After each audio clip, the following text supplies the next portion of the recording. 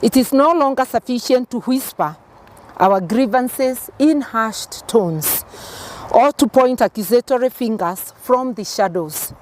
The Constitution of Kenya, in its first article, bestows on us, the people, the sovereign power to shape our nation's fate. Leadership is not an emblem of authority, but a mantle of service. We must therefore ask with unwavering conviction, who among those in power today truly serves us? And how do we, the rightful stewards of this land, reclaim what we have lost? Ladies and gentlemen, good evening and welcome to Guys Common TV, the tallest man in Black Africa. Faith Odhiambo, the Law Society of Kenya president, together with Martha Karua, have been on the front line defending the rights of Kenyans. They have been on the front line, leaving men behind, and they are doing a good job. In case of abduction, Martha Karua has alluded, has declared, has told the world that there exists an abductions court in Kenya, somewhere near the Deputy President current home. And it consists of soldiers. It consists of Kenyan police.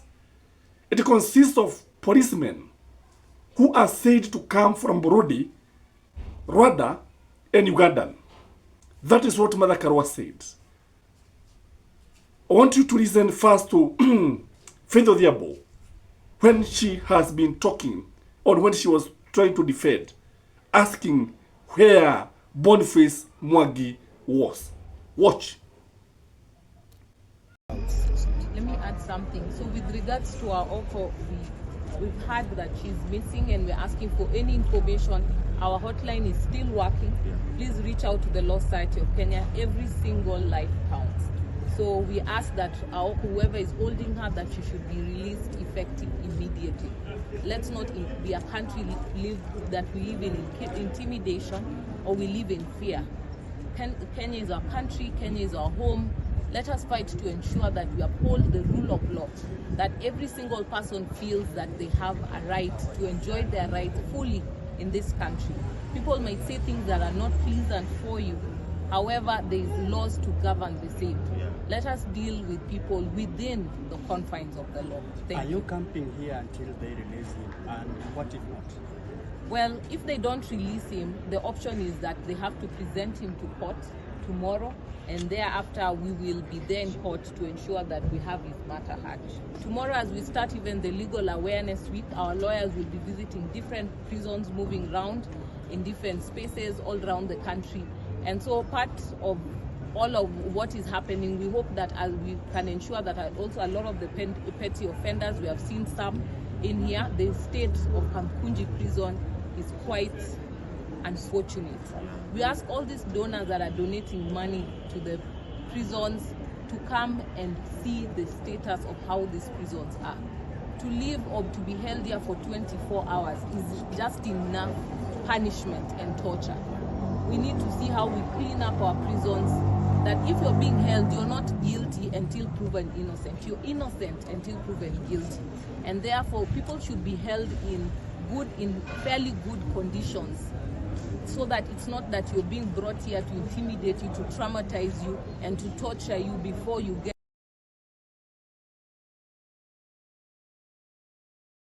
And gentlemen,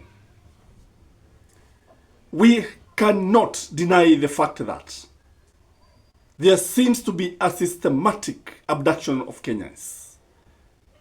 The latest being Boniface Mwangi, who was held up in Kamkoji for 2 days. There was also Gaido, a blogger from Vika, who was held for some few days in Communicado. Today, Kenyans are talking about Maverick Aoko, a blogger who has been taking the X-Hurdle, who has been taking the social street by storm. who has been actually facing the politicians head on, exposing them. Today, her whereabouts is not known. And people are now raising questions. Where is she? Is she okay? Is she safe? Those are the questions that Kenyans are asking. So, who is behind these abductions? Because, for example, if you look at the way Boniface Mwangi was arrested, did he deserve to be arrested? By just telling Kenyans to come out and join the standard marathon? Was he sure? Did he deserve to sleep in the police station? Because he was not, I think he was not even taken to court. What was the essence? And again, somebody like Gaido, what is the need of arresting him? When you look at these guys, you look at these abductions, they are leaving many families with a lot of psychological torture, with psychological wounds. The family members, the friends, the neighbors, living in fear. Kenya has turned out to be a police state. But the funny thing about it is that our men have been left behind. Our men are not talking. It is women who have been left talking. I don't want to take my hat off for Faith Odhiambo and Martha Karua. These two women have always been there. Martha Karua, we saw her in Kamukoji when Boniface was being released. And then one would ask, where is our men? Where are our men? What are they doing? But the most shocking thing is the silence of the most admired party in them days, ODM. Nobody is coming out to defend the common mwananchi. Even Babu Owino, who is a very close ally to Aoko, the man is just silent. Is ODM supporting this? Even Kalonzo is not coming out strongly to defend the people. I think Kenyans need to talk about these things. I think Kenyans should actually take these people. In fact, the government should be taken to court.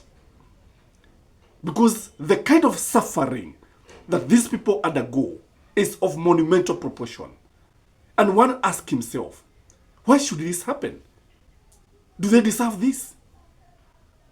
In fact, in America, you can even abuse the president.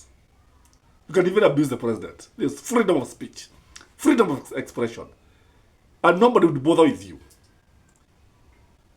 Because you see, the freedom of expression is an inalienable right. The freedom is there, and nobody should interfere with it. When you look at the situation in our country today, we have reached a situation where people cannot talk freely. People cannot talk, they're just there. Some others are talking below the table, under the bed. Even when our country is going to the dogs, nobody seems to come out, only just a few. And these are the same people who comes during the elections asking for your vote. Yet when people are suffering, they are not talking about it. They are not talking about it. And this is our country. And we should protect the gains that were made by the second revolution fighters. Those gains are actually going to the drain very, very fast. I don't know what you think, but ask you one thing. Like this video in support of the two great women in honor of Martha Karua and Faith Odhiambo for the good work they are doing as men watch. Please like the video.